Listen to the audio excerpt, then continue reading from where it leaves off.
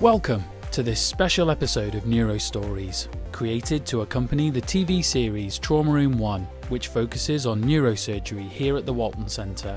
In these episodes, we go beyond the screen to bring you closer to the incredible staff and patients featured in the documentary, delivering outstanding services every day.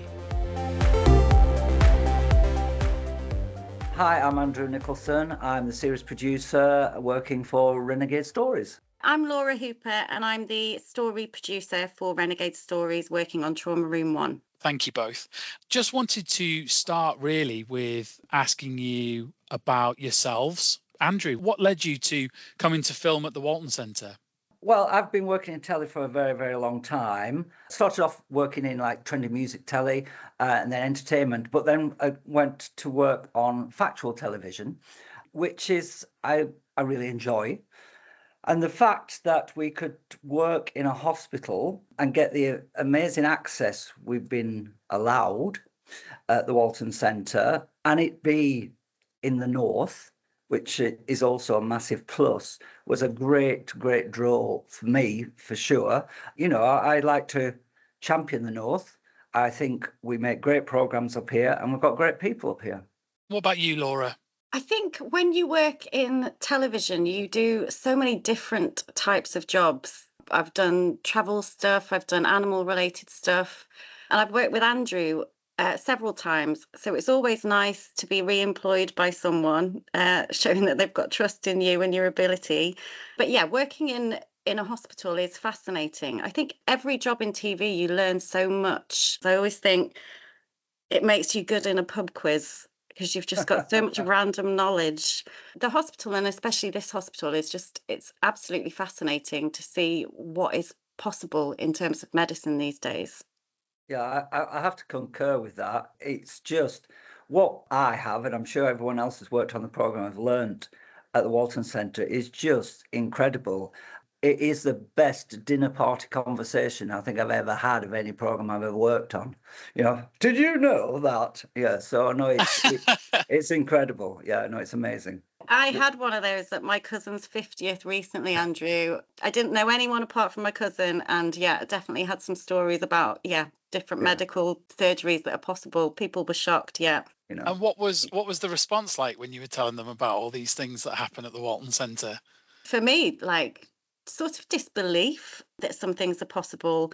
Yeah, I was talking to some people just the other week. People out there are just amazed and how incredible they are and what they can do. And the fact that we, in our programme, are championing people that are at the actual peak of their professions and making difference in people's lives. You know, the people I was talking to, they said, no, they're the real heroes. You know, they're the real heroes out there. Television celebrates such mediocrity so often. And when you watch a program like this, you realise that there are people out there doing incredible things. You came again to the Walton Centre this summer. What was it like actually doing it, actually being here and filming? I'm working currently on a different hospital programme at the moment. But what is spectacular about the Walton Centre is the access we have. And the fact that 99% of everyone there wants to take part. It's very rare that someone doesn't want to take part, and they're fine with that, you know, and we're fine with that. We understand not everyone wants to be on television.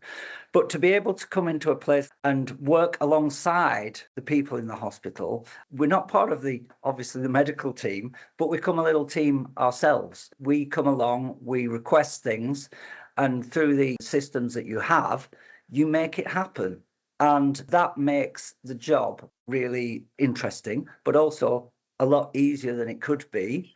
Because it's a tall order. It's a tall order making a TV series. Don't get me wrong. Making 8 episodes in 8 weeks isn't easy. But I can't think of a place where it's made easier by the help we get. And what about you, Laura? You were here, there and everywhere in the hospital while you were looking for staff, looking for patients. She knows everyone. She knows everyone by name. It's incredible. If they didn't know me, I'd be accused of stalking because, literally I could see someone on the ground floor, go upstairs to see a patient on one of the wards and bump into the same person there. It was like I was following people almost. But yeah, as Andrew said, the access was just incredible. I think the first series we did, people were getting to know us. There's always going to be a bit of apprehension because it's a brand new series. And this time round, knowing people already was kind of a head start for us. But everybody's so willing to take part and understands that we're trying to show a variety of surgeries and stories with different patients. And some of the new surgeons as well. You probably heard from people about the first series we did, but surgeons are able to sort of offer you something unique and interesting and come to you saying that, oh, I might be doing a case, in the next 4 weeks regarding this, and it's really rare, it's really unusual. So having that support from the teams at the hospital is just amazing. And I guess the other thing is, after series 1, everyone realizes there's no agenda. Yeah. We're not out there trying to catch people out. We're not trying to do an expose. We're there trying to make amazing people look amazing. I think that helped getting the patients to want to be involved as well. So many of them said, I've seen the first series, loved it, watched it all. Some people who hadn't seen it but were having similar operations said they'd watch it, but maybe after their surgery, but were still happy to take part. Are there any standout moments from being here and from filming? Particularly with people who've had brain surgery, talking about, standout moments or things that surprise me.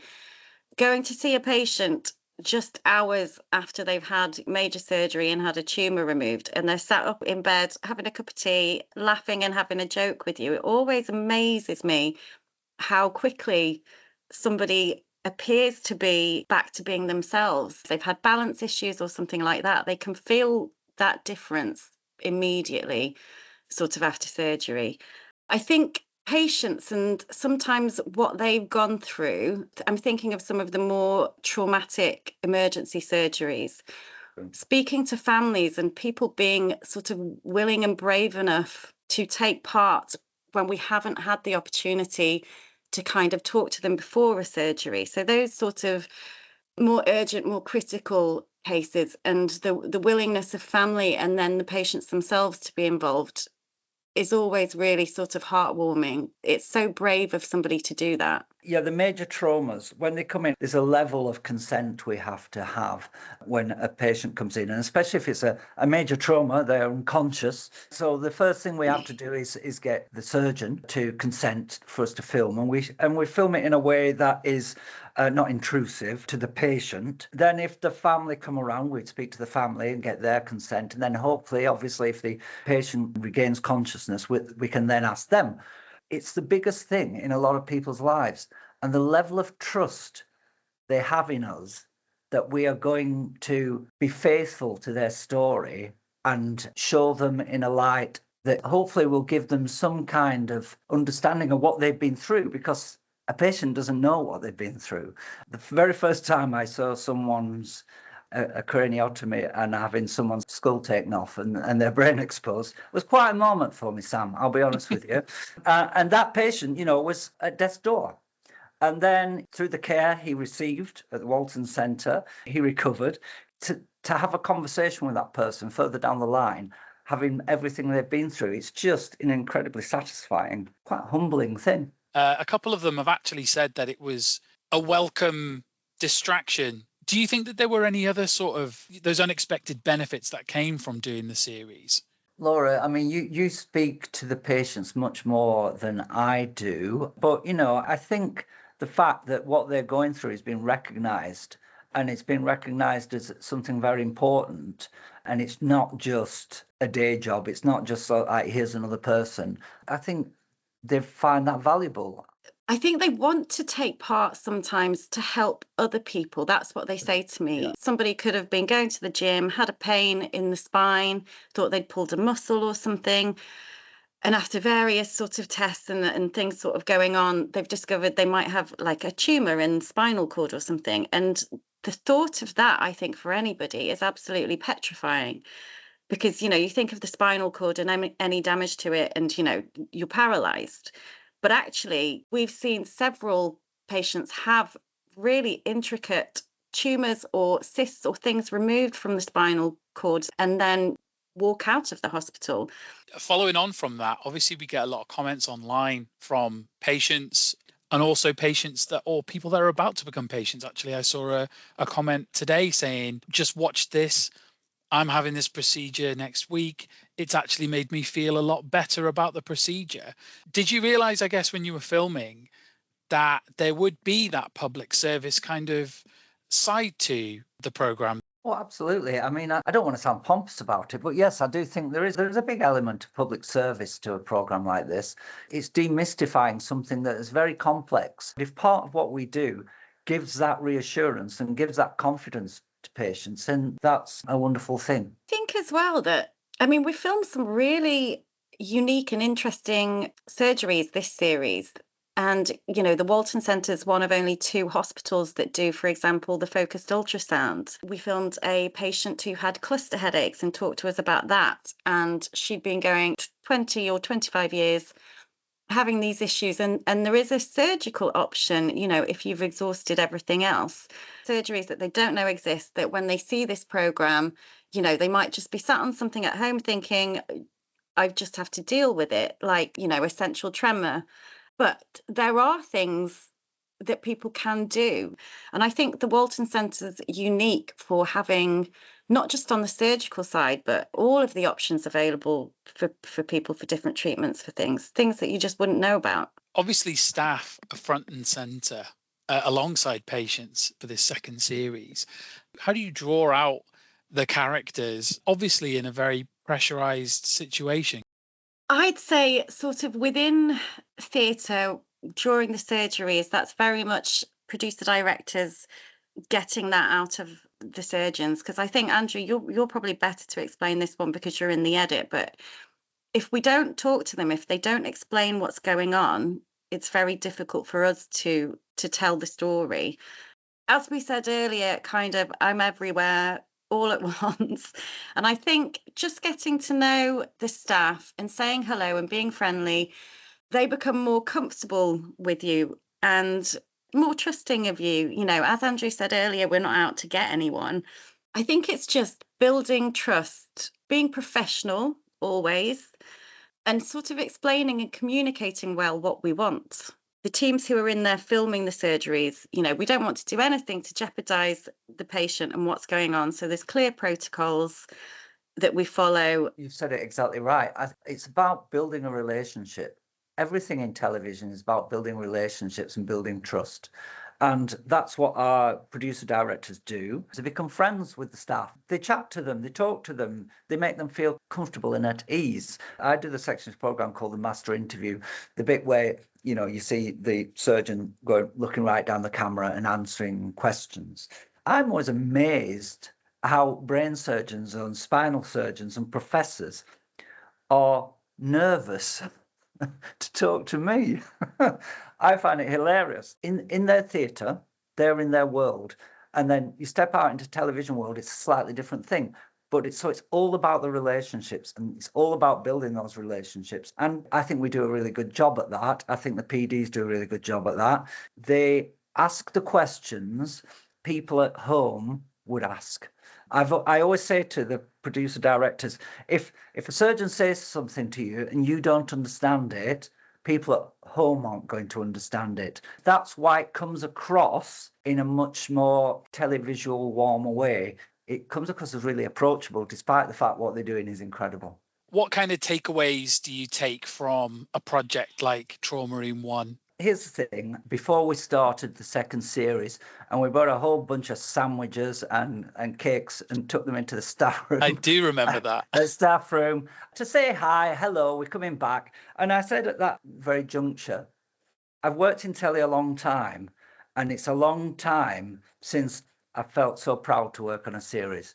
It's a long time since I came home from work and was buzzing and telling people about what I saw today and what happened today.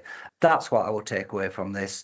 I don't know how much longer I work in television, but this will be an absolute highlight for me. I feel like I could perform surgeries now. No, I do generally like knowledge and learning so much because everybody's so welcoming at the hospital. It's a nice place to work. So sometimes you can do jobs and some people can be difficult to work with. At the hospital, you leave on a high because everybody's been so helpful, and it's nice to have developed those relationships and to have that rapport with the staff. And I think if we were to go back for another series, we'd be picking up where we left off. It's always nice to sort of feel like you've done a good job as well. Thanks for listening to this special episode of Neuro Stories. All episodes of Trauma Room 1 are available to watch on My5. Just search Trauma Room 1 to catch up on the latest season now. For more episodes of the podcast, find us on Spotify, Apple Podcasts and YouTube, and stay up to date with the latest news and events from the hospital on our social media channels, at the Walton Centre on Facebook and Instagram, and at Walton Centre on X. If you've got any feedback, email the communications team at wcft.communications@nhs.net. This podcast was recorded, edited and hosted by Sam Fleet from the Walton Centre's communications team.